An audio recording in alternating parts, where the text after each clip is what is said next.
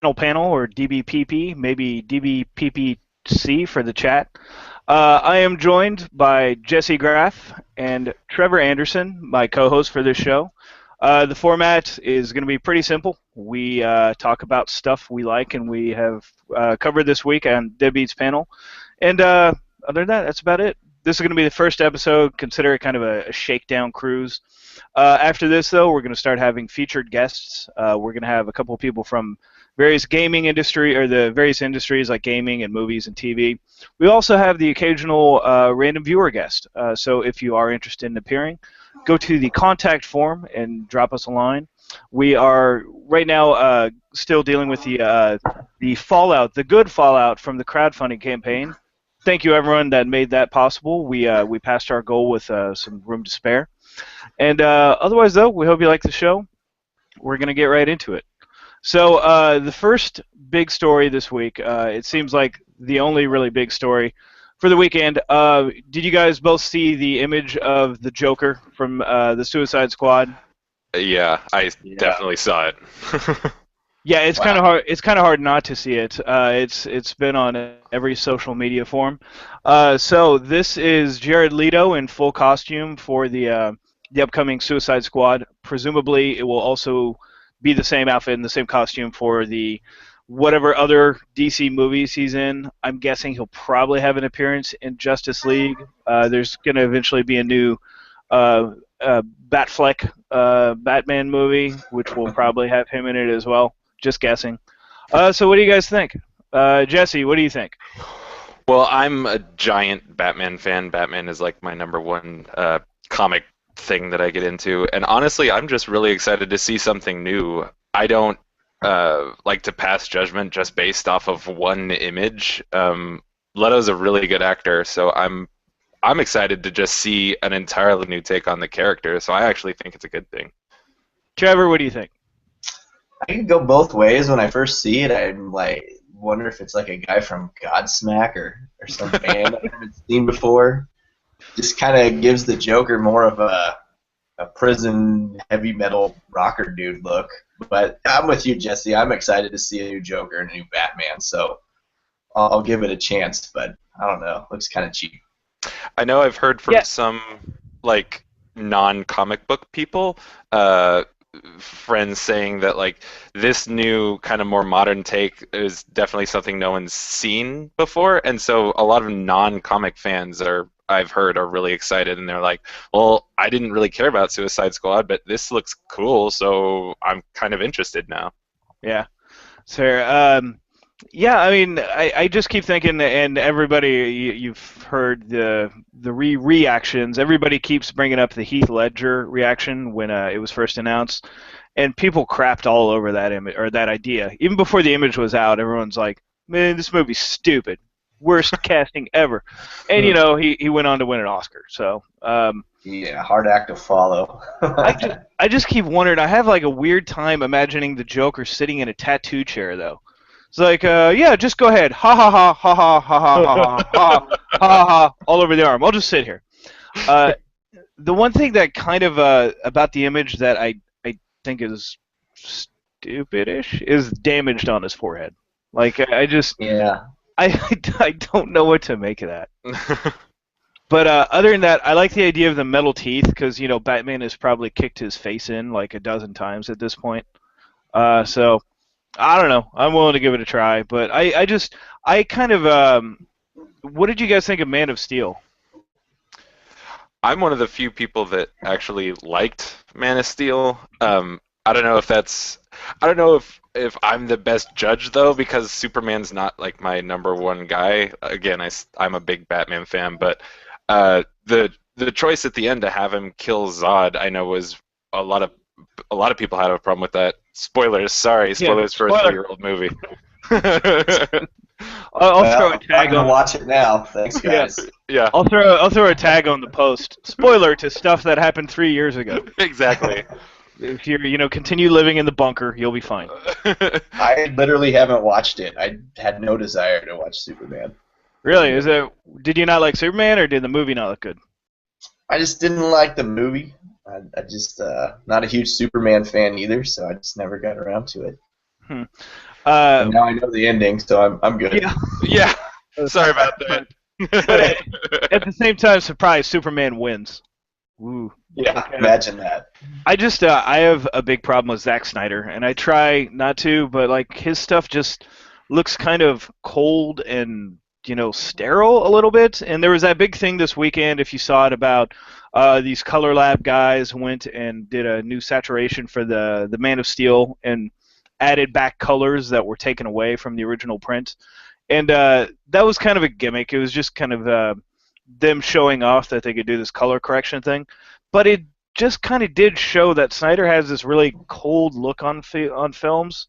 And I'm afraid that now that he is sort of the de facto Kevin Feige for DC, he seems to be the creative force that is going to litter into, Suicide Squad and all this stuff. So I wonder how much he was involved with the Joker and the new movies coming out, because I know he has a huge influence with all the other films. Yeah, my biggest thing with Zack Snyder, I don't dislike him as much as a lot of people. I'm kind of easy to please when it comes to a lot of these films.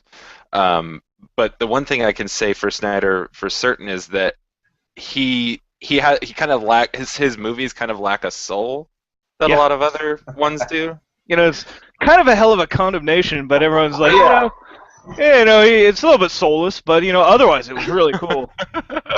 There was lots of explosions and there was really cool fighting. I don't know. But it's not. I wouldn't say that. Well, some of them are, but not all of his films I find just horrific, like a lot of people do. But I don't find them like horrific. I said, I'm easy when it comes to I find films, so. all his stuff I think is really well shot, and it looks good, but it also his characters don't have much personality, and like Watchmen, which I'm a huge Watchmen comic fan, and I actually kind of like the movie. I thought it was okay, but I also thought he added nothing to it, and so it felt really just kind of like it felt like a graphic comic. Like I was watching the comic, which is cool, but it didn't feel like it translated very well. So. I don't know. That's just my take. So anyway, we'll move on from that.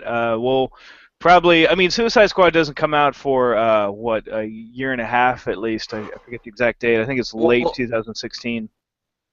I can say that Suicide Squad felt like a movie that didn't have to be made. Like they announced Suicide Squad, and I was like, oh, cool, I guess. Shrug. Yeah, but now that new Joker is kind of cool, so I'm like, oh, all right, let's check out and see what the hell they're doing here. Yeah, I always had a weird crush on Harley, so it'll be exciting to see her doing some cartwheels around. Hey, it's Margot Robbie, who I have a crush on. That's fine. Yeah. So, and then I mean the cast is nuts. Will Smith, who I wonder how much they had to pay him to be in that, and then. Jai Courtney, who Hollywood is determined is going to be a star, whether we want him to be or not. My God, was he the guy from Exodus? No. Which role? No. That was God, I forget his name. No, that was the guy from Gladiator. And if you're or not Gladiator, the Tom Hardy UFC fight. No, I'm blanking on his name. Joel Edgerton or something like that. Yeah, that's it. So anyway, Joel Edgerton, whatever. Yeah, they all kind of came out. I think they're probably all Australian. I mean, that's kind of the thing. No, he was. I like Jai Courtney because he was in Spartacus the first season, which Spartacus gets kind of a bad rap because it's just total tits and ass everywhere, and that's fair. It's like people are having sex while they're cutting off others' arms and stuff like that. And that's kind of the entire season. But buried behind that, there's actually a really, really good story. And the guy that was the showrunner for Spartacus just proved that by being showrunner for Daredevil. Oh, the same guy. Yeah, Stephen DeKnight, who's he works really well in whatever medium they give him. So anyway, I like Jai Courtney, even though he's kind of a big block of meat. That's pretty impressive. I heard he fought around the world with Russell Crowe for a little while. So he's got he looks like grit. it. He did blow up Moscow with Bruce Willis in that last Die Hard. Well, that's a good one to have on your belt. Yeah, I mean it's a good resume builder. I've walked around naked, killed Romans, and then I blew up Moscow. I always called Spartacus. I call Spartacus slow motion yelling I television. I called it the first season. Every season had a subtitle, and the first one was Blood and Sand, so I just call it Blood and Semen. 'Cause Same thing. yeah, it pretty much is. It was a damn shame though with Spartacus, the main actor who was just really good in the role. I think he had leukemia. I know he had cancer, and he died Yeah. before the final season aired. And they replaced him, and the replacement was fine, but it wasn't the same. So, okay. Anyway, now that we've gone way off target, how about another big piece of casting news with a superhero slant, or not casting, I suppose, but just general news, is that Sony is moving ahead with all of its plans for Spider-Man. I'm sure by now everybody knows that Spider-Man is now back in part in the Marvel universe, but Sony still controls the rights and has the option to do whatever they want with the single standalone movies. That includes spin-offs, and that now includes an animated film, which is coming in 2018, and it's going to be done by the guys that did the Lego movie. So there are no details on this yet. It's just they've just done the announcement, but it will be Phil Lord and Christopher Miller, the guys that wrote and directed the Lego movie, that are doing the sequel. They also are producers for Brooklyn Nine-Nine, which I love, and The Last Man on Earth, which I hate. So there's a lot of pedigree there. So what do you guys think of Sony's plans to bring them animated? You go first, T. No, I'm excited. It's always good to get Spider-Man back out there, and I think maybe getting away from the live movie set, we'll be able to bring a little more magic back to it because there's not so many limitations. And I don't know, the last one with who was the Electro? That was kind of cheesy, man. So I'm Jamie excited Foxx? to see a live action one. Yeah, Jamie Foxx. Yeah, So I I'm I, excited. I really liked Andrew Garfield, but yeah, that last movie was just there were I just think too Yeah. many potholes. I think it says a lot about um, well, actually, scratch that, reverse it. I haven't cared about Spider-Man since the previous three, and I'm struggling to understand why they're making as many Spider-Mans as they possibly can. Why Spider-Man? Why do we get another new Spider-Man movie every year and a half and then Well, reboot it and to then do be it again? the reboot I can't say, but to be fair, he is by like saturation in markets. He's probably or arguably the single most well-known superhero in the world. Like You I think would over say, Batman and I, I Superman? I would say so. I mean, at least he's right there on the same level. And Sony doesn't really have any other superhero movie properties anymore, and they're on the outside looking in. So yeah. I mean, I don't know if you guys heard the last plan with the Andrew Garfield movies was to do Amazing Spider-Man 3 after they did Sinister Six. And then they were also going to do a Venom standalone movie, and there was talk about a female Spider-Man related movie, either the Black Cat or maybe Spider-Woman. So they had all kinds of plans, and then it turned out that they were not very good at making or following through on those plans. And then Sony's emails came out, and we found out that they're all actually pieces of shit that work at Sony. So, In a shocking turn of events. yeah, yeah, now he's back at Marvel. He's going to be rebooted as a teenage Peter Parker, and he'll first appear in Civil War, which will be kind of cool, the Captain America movie.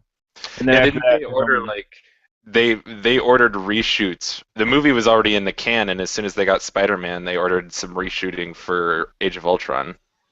well, I heard that. I don't know if that's true. Like, there have been a lot of like fake posts of Mm, Spider-Man, okay. like the post-credit scene, which may be true or not. I'm trying to avoid the all the spoilers, so I don't know. We'll Yeah. find out next week. Uh, Yeah, exactly. but they haven't actually cast Spider-Man yet.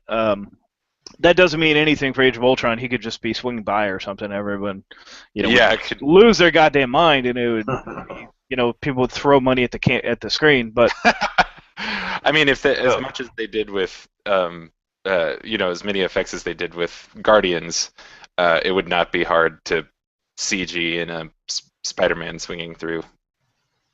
Yeah.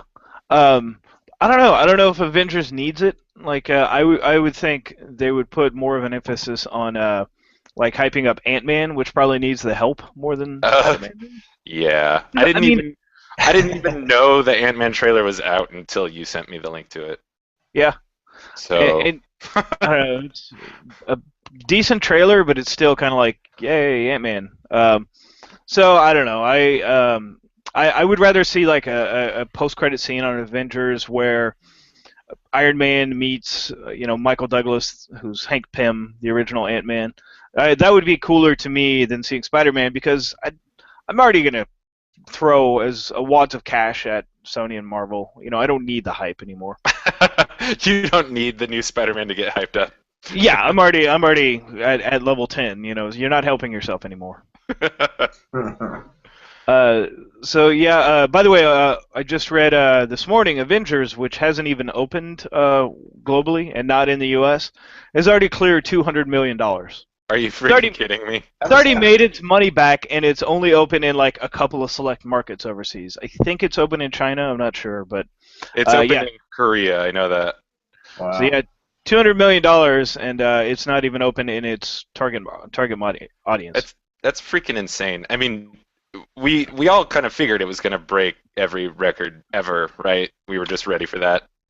I think yeah, it's gonna be like when Star Wars comes out. I think that's gonna be my guess for the big record setter. But Yeah. it'll clear $1 billion. $1 billion. Just $1 billion. I think you want to say it one more time for emphasis. $1 billion. Like, Well, if they make that much, maybe they can buy the rights to Spider-Man back. well, they don't need to. Why bother? They're like, Sony is like, we'll produce this $200 million movie, and Marvel's just like, okay, whatever. We get the character. They're just like Marvel. All they want is like, Sony, don't screw this up. Just don't screw it up. And so Kevin Feige is probably standing over their writers like, I don't know if I'd do that. I'd maybe do this instead. But what do I know? I'm just a guy that's overseeing a multi-billion-dollar empire. Whatever. Yeah. I mean, I think there's a couple of these movies that are just everyone's waiting for them and so hyped for them that I think Avengers is going to take the top spot, and then Episode 7 is going to come out and just obliterate that too. So. Yeah, and we can talk more about the Star Wars trailer later. But that trailer, I think, if you take away Star Wars, it's just like an okay trailer because like it doesn't show anything. It shows a couple cool little images, but it's Star Wars, and I was like, I was like that viral video of the Catholic priest, if you've seen that going around, where it's adorable. Like this Catholic priest watching the Star Wars trailer with these big headphones on. He's like, oh gosh, Chewbacca, and then like. It's pretty cool. My favorite was the mashup of McConaughey on Interstellar. Yeah, where he's weeping openly. Yeah, it's pretty good. But back to Sony. This the animated movie is going to be standalone, so it's going to be Sony is already planning on leveraging its re-popularity with Spider-Man. It's like they had a movie that made $800 million and everyone considered it a failure. So, okay. But now it's like back in the Marvel Universe and Spidey is hotter than ever. So I wonder if this animated movie, and I kind of hope it's actually Miles Morales instead. I think that would be kind of cool. I think a lot of us do. I mean, I know I do. It's going to be totally separate from the Marvel Cinematic Universe, which Spider-Man, even under Sony's banner, is now a part of again. So, yeah, I mean, I don't know why not. I think it would be kind of cool. And if it works out for Sony, they can do another live-action Miles Morales, and they could have, Ultimate Spider-Man and Spectacular Spider-Man, which I think is the name of the new movie. So, I mean, why not? Yeah, I'll watch it. Ringing endorsement. Yes. So say we all. So say we all. So say we all. I haven't watched a Spider-Man movie since that third one, that Abomination with Venom. Really? Oh, that's too bad. See, I watched like three-quarters of the reboot with the lizard, and I was like, yeah, good enough. Really? You were just like, nope, I'm out. Yeah, yeah. Okay. I liked the Amazing Spider-Man reboot because I really like Garfield. I think Tobey Maguire has like some physical defect that he's hiding. Like I think he has actually like a human mask that he pulls over his face. I'm not a fan, and I think Kirsten Dunst is probably his sister, so they have the same genetic problems. I don't know. I'm He's not one a of the fan. Illuminati lizard people. Is that what you're telling me? Yeah, I think so. Like from V, the movie, the old TV show, they rip off their face and it's like ah. I just my problem with them was that I think they're both okay actors. I think all three movies they just didn't want to be there, and like they didn't seem to really care that it was Spider-Man, and that kind of bugged me. And the other thing I always wanted in Spider-Man is he's got to be a smartass. Like that's kind of Spidey's whole thing. Yeah. Yeah. And like Tobey Maguire gave like the occasional, huh, and that was like that's his whole shtick. He like in three movies he cracked like one joke. So I liked Andrew Garfield, but the second movie, yeah, it was kind of just a mess. But so then, well, he's bye Andrew Garfield. We'll miss you. So okay, moving on to another entertainment property. There was an announcement earlier this week, believe it was earlier this week or late last week, where the TV show or the movie Galaxy Quest is going to be coming back as a TV show. Paramount is apparently looking at a lot of its old properties, and they are looking at bringing this out. They're going to do Shutter Island at HBO, and have a couple others in the works as well, but nothing is confirmed. With the exception of, I believe, School of Rock, the former Jack Black movie, is going to Nickelodeon as just a kind of a kids-friendly sitcom. And then Shooter, based on the Wahlberg movie, is going to come out as well. So Galaxy Quest, what do you guys think? Wasn't there a remake of that with Tim Allen a while ago? Well, that is Galaxy Quest. That is That's all Galaxy there is. Quest. Yeah, I don't know. Yeah. It, you know, well, all right. I mean, Galaxy Quest is the movie's based on a TV show that never existed, and so that's kind of like that's part of the fun of it is that it's obviously a spoof on the original Star Trek and kind of Lost in Space at the same time, and that movie though is honestly one of the very best Star Trek movies ever. I just gave Trevor a little crown on Google Drop. I don't know. I dodged it. They're waiting for you. Your golden crown awaits. Okay, so anyway, yeah, Galaxy Quest was one of my favorite non-Star Trek movies, and I don't know, it would be cool. I think I would rather see a movie than a TV show. I don't see how they can pull this shtick out for multiple seasons and even multiple episodes. Yeah. Is it going to be Guy? Is Guy the captain now? I don't know. Like, I also don't know. They haven't said if it's going to be like a continuation and it picks up right after the movie, or if it's an entire reboot of the franchise to begin with. So it starts with them as kind of the burnt out actors at the conventions. It would be fun if they just went ahead and just made the damn show like retroactively. Like the real Galaxy Quest, like they're actually pretending to be the characters. Yeah, exactly. Or like Galaxy Quest: The Next Generation or some shit, but with the same characters and now they're all older. That would actually be pretty awesome. A next gen or Deep Space 12 or something like that. Yeah, That'd be funny. Yeah. Just totally rip it off wholesale. Just be like, yeah, Deep Space 12. The kind of the funny thing is that this is actually there are now 2 TV shows in development that are themselves parodies of Star Trek. There's this, and then there's another one at FX called Red Shirts, which is based on a pretty interesting book by a guy named John Scalzi, where it's kind of a similar idea. It's a little different take, but it follows all these characters that actually are in their own heads living aboard this spaceship, and people with red shirts tend to get murdered horribly all the time. And then some of the crew find like an anomaly, and they go through, and then they realize that they're characters in a TV show being written by this guy in LA, who's just writing the TV show. It's their actual lives, but it's his fictional world. So it's a bit like Stranger Than Fiction almost. yeah, I mean it's meta in that sense, but like the characters actually think they are real life, space explorers until they meet the actors that played them, which is kind of funny. But it's weird that there are two parodies of Star Trek coming to the air, and yet no Star Trek coming to the air. Yeah, what the hell? Yeah.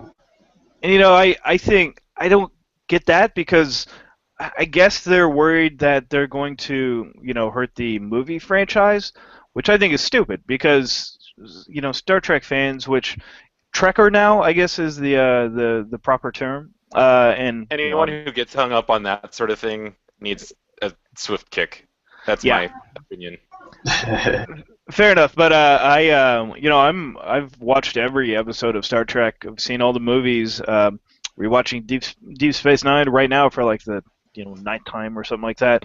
I don't see why the two can't exist, and I also don't see why you couldn't have a TV show based in continuing the universe that left off with Deep Space Nine and Voyager, which would, in theory, be a separate timeline from the movies, which are existing in their own alternate bubble. Exactly. You could easily take that crew if you wanted, and like you said, that because the anomaly that happened in the first Abrams movie gives you all kinds of free license to then go do the same cast but an entirely different adventure timeline. You could even do it like extended. You could even do it like on Netflix, 12 episodes at a time. So it's not this giant time commitment that network TV imposes on you. Yeah. I mean, it would also, you could just set it like, I don't know, like Next Gen did with the original series, set it 70-some years in the future, or was it 80 years or whatever, and have it, you could have like pictures of Chris Pine as, Kirk, without ever having to actually talk about those movies. You honor them and you say this is part of their timeline, but the two shows would have nothing to do with each other because they're so far removed, like 200 years at that point. Yeah, there'd be fun little spots to put Easter eggs for the geeky people to pick up and be like, ooh, there's a reference. Yeah. So I don't know. volunteer my services as a Vulcan. That's all I'm saying. I think I don't know. I think Paramount is like, people will be confused. They can't do that. And like, I don't. I mean, Paramount is willing to recycle Galaxy Quest and Shooter, the Mark Wahlberg movie, to make money, and yet they're sitting on Star Trek and they're like, no, it is precious to us. Yeah. So I don't get that. But well, considering how long it's taking them in between Star Trek movies, maybe there's a whole. Maybe whoever's in charge of that property isn't very clear on what they want to do with it. Could be. And speaking of that, good segue to the next story. It appears, and this is still unconfirmed at the moment. Let me bring my share up here.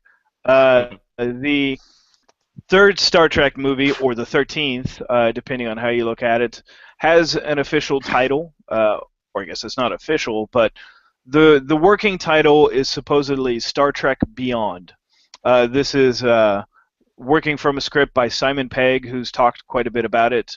And from what he has said, it is basically the crew is in the middle of their 5-year exploration journey, and it's far out, it's in deep space, it's about exploration, and it's not necessarily going to be recycling the old series as the last two movies were. So, Jesse, I know you had a few issues with Into Darkness. Am I right?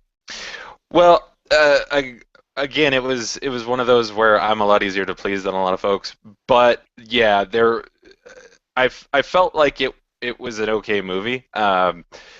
it was very much to me like an action movie, kind of with a Star Trek skin on top, is how it felt to me. Yeah. Trevor, did you like Into Darkness? What was the first one called the first reboot? Just Star Trek. Yeah, that one I thought was fantastic because it kind of came out of the blue and I liked it quite a bit. Kirk Mhm. was pretty cool, and then like he said, it was kind of like, yeah, they just kind of did an action movie on top of that second level. I liked See, it. I mean, I enjoyed it, but it wasn't like, oh my god, I gotta watch it again and again. It was just, okay. yeah, no, I feel the same way. And the big complaint I've heard from a lot of, longtime fans is that it kind of ignored what makes Star Trek what it is, and a lot of that is like a sense of optimism. And instead, Yeah. they did kind of an analogy for 9/11.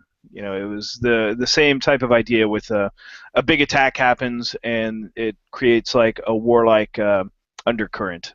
So, I mean, I got that. I thought it was kind of a deliberate attempt, and maybe it worked, maybe it didn't. I thought it was okay, but I got the feeling that it wasn't. And I understand what a lot of fans were complaining about, that it didn't feel like Star Trek. So, Yeah, I mean, and I think a lot of that could have been helped. Um, I don't know, if you had just left Khan out of it and yeah. just had Cumberbatch be the character that he was purporting to be, this John Doe, whatever, I can't remember the name he was given, Yeah, I know what but you're saying. but just have him be an agent for their secretive operations folks, Section 718 or whatever the hell they call it. Section 31, I think. Yeah, thank you. I'm a great Trekkie, by the way. But if you had just But had him be a guy who was so fed up because, it cost him his family or whatever, and then that would have been a totally fine story. But to have all like halfway through the movie, they do this big con reveal, and everyone just rolls their eyes. We're like, what the fuck off. yeah, he wasn't very Khan-like. He did No. a few things, but he wasn't the main threat. And then after the SS Big Balls or whatever it was, the super giant ship was destroyed, it was like, now we have to beat up Khan for reasons and stuff. And Yeah, after they killed the Federation's Reaper, they had to go get. yeah, and so like yeah, I didn't get why he was even in that movie because he seemed like a minor supporting character, and so yeah, I don't know, but Well, then I mean, my one big thing beyond that was that they bring Kirk back at the end, and so now you have this magic way so no one can ever die. yeah, except they'll forget about it soon. Yeah, they'll conveniently just. I hope they just treat it like they did the Joker in Dark Knight Rises. They just don't even talk about it. Yeah. It's just gone. We just pretend Mhm. that part never happened. Yeah, like yeah, we talked about it and we decided we didn't want to do it. Why? 'Cause shut up. That's why. Yeah, that's the only acceptable answer. Well, I mean, yeah, in real life, Colin would be like being milked like a cow daily. They would force feed him to get his blood up, and they would squirt him into a jar every day, Yeah. and then ship him out to the rich people. Yeah, only the richies, only the 1%. Yeah, even in Star Trek, there's going to be a 1%. Yeah. But I'm probably, I don't know if you guys heard this movie started out Star Trek 3 or 13. Started out as kind of a mess from the start. It was supposed to be what was his name? Roberto Orsi's first directorial debut, Yeah, and yeah. he was quickly and publicly fired, even Yeah. though everybody's like, no, just kind of disagreements. He likes the color blue, we like the color red, and so like, we just couldn't see. Bullshit. He was fired. Like he was totally fired, and like apparently he's gonna remain a producer, but from what I've read, it's ceremonial. He can't even drive his car on the lot anymore, I don't think. And then there were a ton of rumors about why. I don't know if any of them are true. I think maybe it just seems like if you're a first-time director that has worked with a franchise forever, I think a lot of it has to do with personality. If they're not willing to work with you anymore, like so they probably just thought he was kind of an ass and didn't want to deal with them. The rumor was that it was another time travel story that involved bringing Vulcan back, which I think you only get one reboot.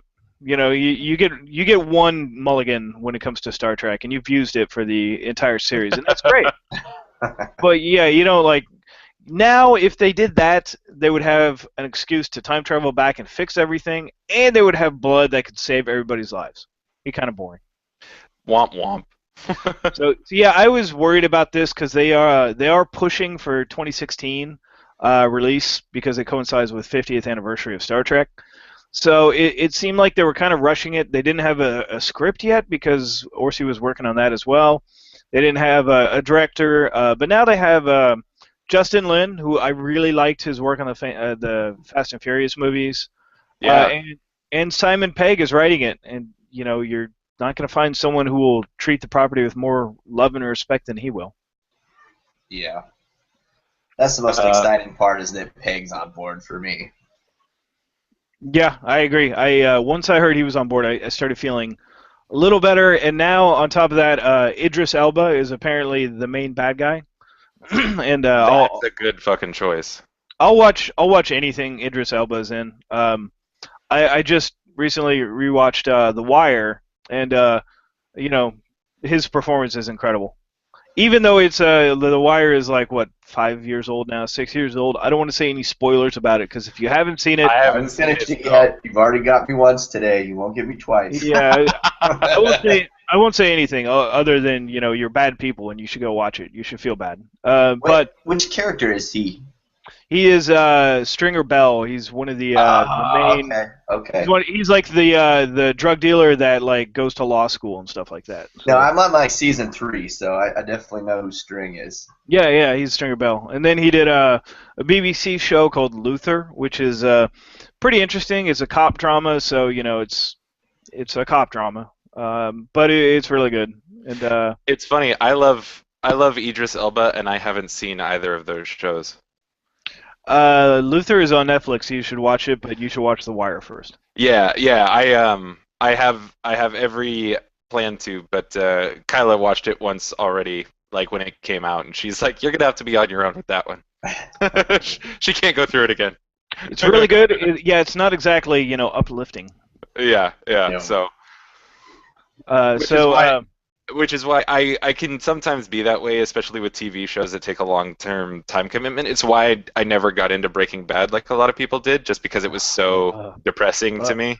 Love Breaking Bad. The first season was kind of rough to get through. After that, it was each episode was more exciting than the last. Yeah, that's what I've heard. So I'll probably get around to it, but yeah. The first season, yeah, no kidding. The first season of Breaking Bad. I'm never going to Albuquerque either. It was just kind of dark and bleak, and he was suffering from cancer, and then the next seasons it was now he's a drug dealer. Yeah, and that's pretty interesting. You have to dig in and get through that first round because it was pretty brutal. And then you're right, it picks up and it gets a little more lighthearted and introduces some new characters. So okay, but yeah, with The Wire, you're right. I have no desire ever to go to Baltimore. Yeah, it's off my bucket list. Ever, Baltimore and Detroit, it's going to be like Escape from New York. You just wall them up and send prisoners in. Send Snake Plissken in when you need them. Okay, and the other thing with Idris Elba that was kind of interesting is that apparently he will not play a known character from the Star Trek universe. He is not going to be a Klingon, which a lot of people were talking about, and it seems like he is an original character created for the movie. That's funny because you think of a black actor playing a villain in the original Star Trek universe, you immediately go to Klingon. So that's kind of cool that they're getting away from that. I think that's kind of, I mean, don't get me wrong, I would love to see evil Klingons, and we got them for a minute Into Darkness, but then Benedict Superbatch came in and just wasted them all. Yeah. I assumed we would see Klingons just because they're so integrated with especially the original series Star Trek, and we saw 5 of them get their ass handed right back to them, and then that was it. I don't know. Maybe the current writers don't don't think there's as much of a connection for people for Klingons now because when the show was out, they were the analog to the Soviet Union. Yeah. In the 60s, they were the scary other that aren't like us. And so now maybe they're just a little reticent to do something along those lines. It could be, and I think also like with fans at least, if you've watched all the TV show stuff, the Klingons got a lot more interesting when they became more like the Japanese during like the Deep Space Nine, and they had that for sure strict warrior code and all that. I thought that was far more interesting than just the big bad guys. And I always wondered like where the Klingon McDonald's workers were and like the scientist. Is everybody a warrior? And if so, how does their shit like not break down daily? Like, and they just like duct tape it up and be like, blood war, and then they go fight people. Like, how do they fix stuff? They probably hire other people. They hire out. And they just like stand over them and be like, bah! And it's like, all right, fine. Yeah, it's like in Mass Effect. The Krogans only ever fight. They just enslave the other races to get them to do shit. Yeah, and so like, make us food, rah! And then it seems kind of a weird way to build an economy. I'm just saying. Work for the U.S. Ooh. Sweet burn, bro. And on that bombshell. Hey, we learned from it, and we're a better people now. We are. Is that a save? Do I get a save there? Like, whatever you do, don't read the news today, then. Like, just any reason, like, it would be depressing. All right, well, that concludes the first episode of Deadbeats Panel. Dbpp ZY? I don't know. We'll figure it out. So, anyway, thanks for watching. We'll be back if you have any comments or suggestions. Let us know in either the YouTube page or on the Deadbeats Panel page itself. And I'm Ryan. That is Jesse with the beard, and that's Trevor with the lean back. And other than that, thanks for watching. We'll talk to you again soon.